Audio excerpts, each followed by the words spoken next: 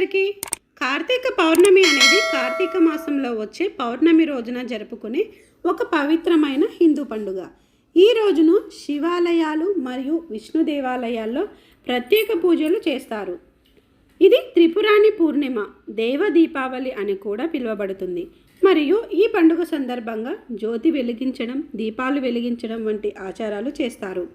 కార్తీక మాసం శివ మరియు విష్ణువులకు ఎంతో ఇష్టమైన మాసం కాబట్టి ఈ మాసంలో పౌర్ణమి రోజున చేసే పూజలు ఎంతో విశిష్టమైనవిగా భావిస్తారు.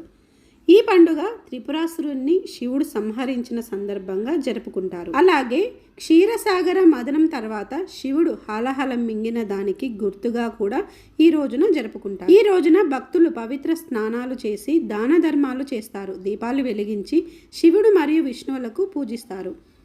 దీనిని త్రిపురాని పూర్ణిమ అని కూడా అంటారు. విష్ణువు యోగ నిద్ర నుండి మేల్కొన్న రోజుగా కూడా ఈ పౌర్ణిమని భావిస్తారు. అలాగే ప్రతి దేవాలయంలో హిందువులందరూ 365 ఒత్తులు వేసి దీపాలు వెలిగించడం ఒక గొప్ప విశేషంగా కూడా మనం దీన్ని చెప్పుకోవచ్చు. మీ అందరికీ కార్తీక పౌర్ణమి శుభాకాంక్షలు. అలాగే ఈ కార్తీక పౌర్ణమి రోజు జ్వాలా తోరణానికి ప్రత్యేక విశిష్టత ఉంది.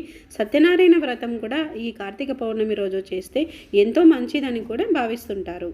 నా ఛానల్ని సబ్స్క్రైబ్ చేయండి, అలాగే లైక్ చేయండి, ఈ వీడియో మీద కామెంట్ పెట్టండి.